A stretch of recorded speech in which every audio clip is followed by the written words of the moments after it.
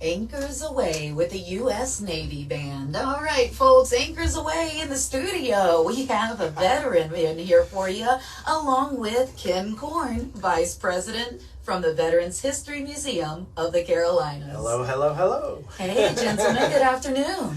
We are doing great, yes, absolutely. A beautiful afternoon. Sun came out a little bit earlier, but you can't argue with the temperature out there now, can you? Right. It is, well, yeah, it's warm. It is. It's almost t-shirt weather, that's for sure. Right.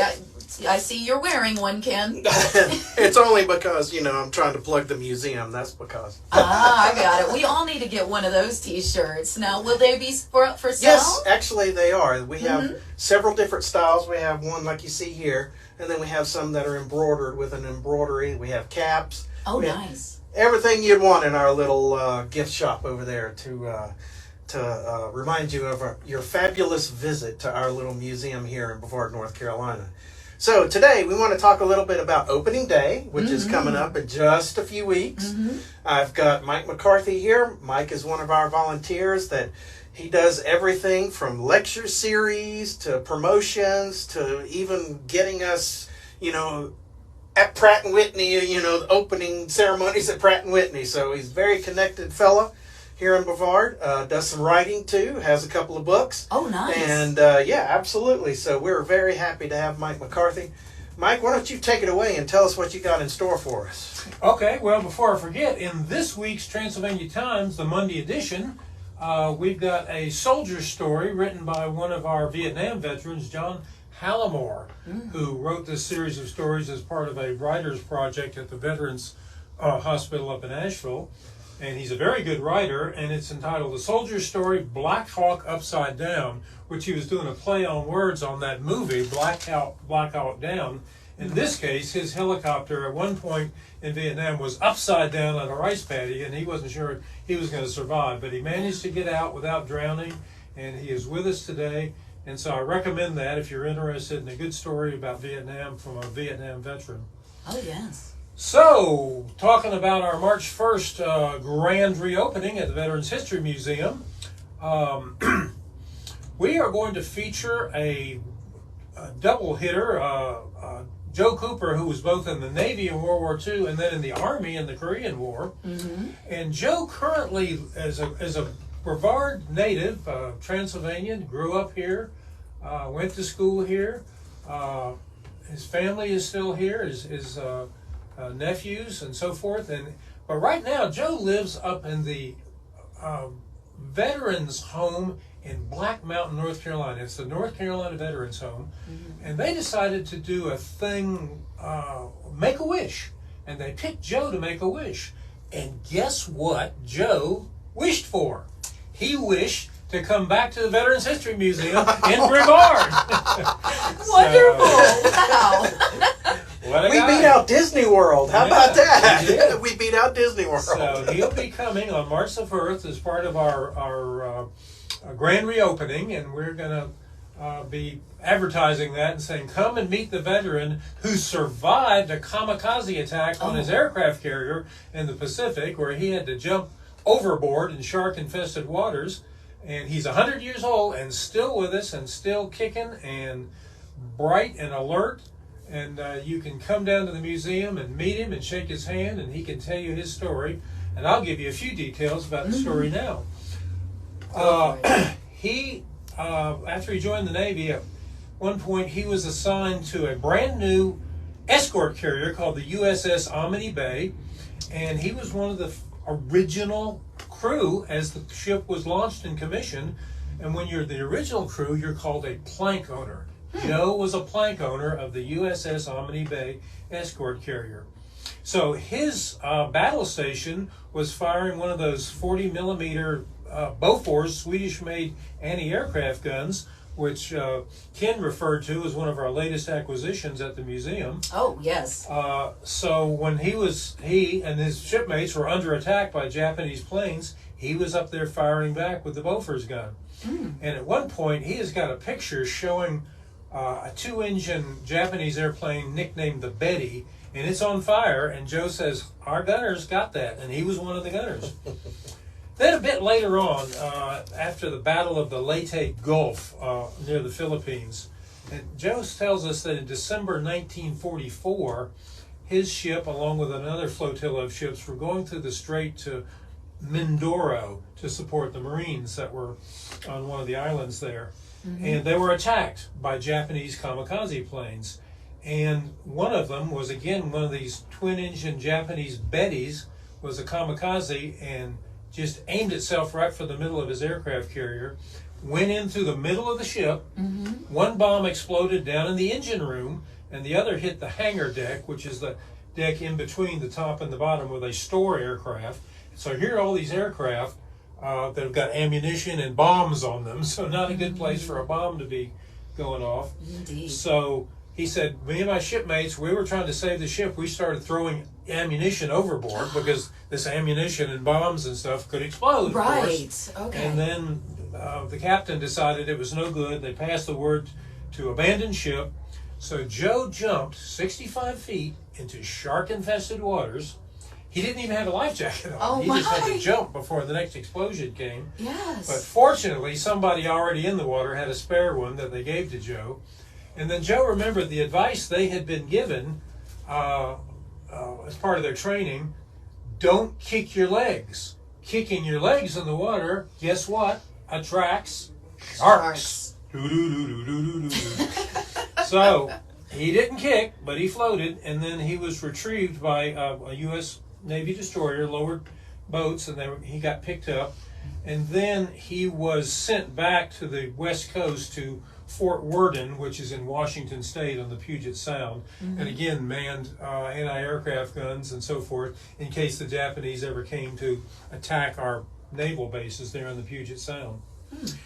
So then, fast forward, he came back home, right here to Transylvania. Couldn't find work, so he says, I enlisted in the Army. Oh, well. Oh, there you go. He survived World War II, kamikaze attacks and sharks, but he enlisted in the Army. So as part of being in the Army, he was sent to Germany during the Berlin airlift. So again, he was a part of history there. Wow. Then they shipped him back over to the Pacific side, where he helped out with the occupation of the Japanese island of Okinawa. And in 1950, as part of the group there stationed in Okinawa, he raised his hand and volunteered to go to Korea. Wow. All right. Tough fella there. I know. Yeah. Talk about a real American about- hero right here in downtown Brevard. That's for Somebody sure. willing to do his duty. So he was assigned to the 7th Recon Division with the Army, and he went out to some of the famous battle scenes in Korea, including Heartbreak Ridge and the Punch Bowl. And he was the forward scout. He was supposed to get as close as he could to where he could see or hear the enemy and then radio back their positions to the others. So he said it boiled down to the last year and a half or so. It was like old-fashioned World War I trench warfare. The North Korean troops were in their trenches, and they were in their trenches, and just sniping back and forth to one another. So he survived that, made it back to Brevard. This time he did find a job. Went out to work at Olin Mills, which of course became Acosta Mills. And he worked as a mechanic out there. Joe right now is 100 years old. Amazing. He turned 100 last Wow. July. He will be 101 this coming July. And last May 30th, when we held our Memorial Day parade right down Main Street here, Joe was a passenger in our Jeep representing the Veterans History Museum of the Carolinas. Beautiful. So people got to see him and wave at him in the parade. So we invite everybody to come on down sometime. Especially the children. Yeah, come The on kids down. come down here on to March 1st. firsthand. Around 10:30 or so. Weather permitting, we'll be out front in the gazebo, and if not, we'll be inside.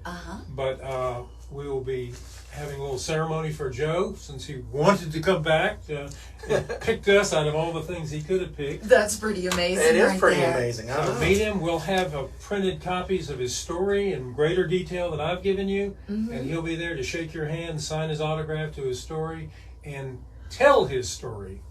Exactly, because you just can't get this close to living history Yes. anymore. That's for sure. Yes. I mean, our veterans are leaving us at an alarming rate, especially our World War II veterans.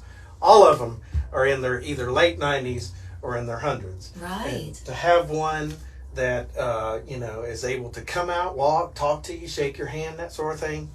The kids got to come see Mr. Joe. That's for sure. Now, Mr. Joe will be there all day for the grand opening day. Well, between say 10 to maybe 1 o'clock, there may be some reporters coming up, maybe from WLOS, maybe from the Greenville stations. They'll want to take him in the back room and interview him. Yes, away from all the understood. crowds and the background noise. So it depends on how long his group and his relatives want to let him stay. But I would say 2 to 3 hours. Come on down, meet him, shake his hand. He even has explained some of our other artifacts, such as a Japanese samurai sword we've got in one of our things. He was able to explain to some of our visitors the significance of the sword. So he's very knowledgeable about a lot of things and can explain it. Wow. The guy you just got to meet, that's for sure. Now, you mentioned something called a Bofors gun earlier. So you've acquired one? Now, that is a story in itself. So, yes, we have one of these 40 millimeter Bofors gun that was Joe's battle station. It was America used this gun. It was their go-to anti-aircraft gun. So this gun was pretty much on just about every ship in the Navy, aircraft carriers, destroyers. But this thing weighs 7.5 tons. It's huge. It's like it's a double-barreled thing that shoots off, and it's just an amazing. And we are just absolutely just lucky that we got a hold of this, and we got it from Patriots Point. We got it from the USS Yorktown. Is down at Patriots Point. And where's Patriots Point? That is in Charleston, South Carolina. South Carolina. So we have a new board member. His name's Bobby Kutlowski, and he worked on the Yorktown for 18 years. Oh, wow. And so he relocated to Hendersonville and came out and joined us. This is just, he's got an amazing, knowledge of how to, do special events and all that kind of stuff. So he was able to get us on a list. The Yorktown has, certain artifacts that they're either moving for something new or doing some new construction or something like that. But he was able to get us on the list. And there's a lot of other museums, like the Galveston, Texas Museum was there picking up a few things. Oh, yeah. But he got us on the list, and we got this 40 millimeter Bofors gun. I'm telling you, it's very large. So could you fit it in the museum? So no, we can't fit it in the museum. Uh-oh. It needs some work because it's been sitting outside. Oh, They had it outside down at the Yorktown. Uh-huh. So it needs a little bit of work. We're going to work on it a little bit, maybe get a fresh coat of paint and that sort of thing on it, and fix her up and get it working. And then when we do, we'll have to go from there, I guess. Okay, that sounds good to Thanks me. to our other growth plans, we've gotten too big for our britches. We don't have room for even smaller things. Oh, wow. We're hoping to kick up a capital campaign to get more money to either expand or move someplace else, or we're kicking around some ideas now. I'm not at liberty to discuss all of them, but we're hoping to get more room so that we can display stuff like this. That would be great. Now, for this year's display, is it going to be any different from last? So this year we got a brand new film inside. Ooh. It's called Through Their Eyes, and we debuted it last year around October down here at the Co-Ed Cinema. Right. But inside the museum, it'll be split up into every single exhibit. So you'll have an exhibit for World War I, World War II, Korea, Vietnam, and then the War on Terrorism. And this film altogether is an amazing film to see altogether. It's on our website right now, theveteransmuseum.org. I suggest going over there and watching it in its entirety all together as one, because it really just it gives a nice tip of the iceberg, I guess you would say, kind of story of basically our involvement in the wars of the 20th century. But the film features artifacts that we have in the room. So if we don't have a docent or something that's available, you can go in and watch these films, and you'll say, oh, they're talking about this right here. So, when it comes up on the film, you can see it and look at it and say, oh, so this is what it looks like. Nice. The film also features, at the end of each one, it features some pictures of our local veterans, the ones that are from right here in Transylvania County and in Western North Carolina. And it's just an amazing film, and we're very thankful. Yes, that's right. Including the Vietnam film. Yep, features John John Hallamore. Absolutely. We are very thankful to the NC Humanities for granting us a grant to be able to put this together, and this is going to be it's great. That's all I can say. It's great. I can say as a writer, it's difficult to be short, but these films have summarized in 6 minutes World War I, 6 minutes World War II Europe, 6 minutes, each one 6 minutes roughly. They have summarized the whole war, which is very difficult. So if any history teacher wanted to give a quick overview to his or her students, these films would be great. Oh, absolutely. Like I said, theveteransmuseum.org. It's right on the very first page. So. Now, we are almost out of time. However, now, Mike, you mentioned you're a writer. I understand you have a couple books out there. Well, we have several books at the museum itself, and we have my wife, Janice Allen, collected stories of World War II veterans, and she's got that in a book available on Amazon. It's called We Shall Come Home Victorious, which is a quote from a letter her father, again, in the Navy in World War II in the Pacific, wrote to her mother. So we've got stories there. Michael Robertson, her husband, was a Vietnam veteran, so she collected stories of Vietnam veterans, including John Hallamore.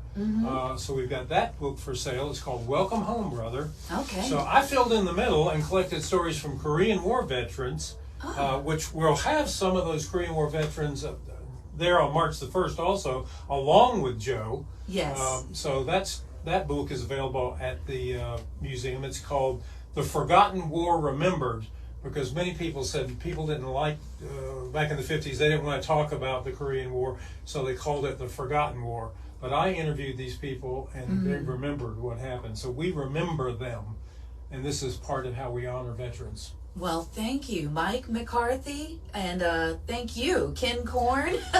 I do believe we are all out of time today, folks, but we will be seeing you again next month. And of course, everyone head on up. Opening day is March 1st at what time again? At 10 o'clock? Roughly 11. 10 o'clock, between 10:30 and 11. I've got to work out the details yet. But All right, we got it. weather permitting, come out in front between 10 and 11. All right, And they can get their book signed too. By That's Joe. right. They can get their book signed. John's story's in a book. He can be. I don't know if he'll be there to sign it, but Joe's story, we'll have his story printed. He can sign that, and some of these other Korean War veterans.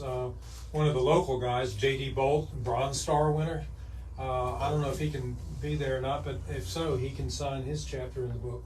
Sounds like a fun day, folks. All right. Well, thanks again for coming in today, and we look forward to the reopening of the History Museum. Thanks, folks. We'll see you again soon.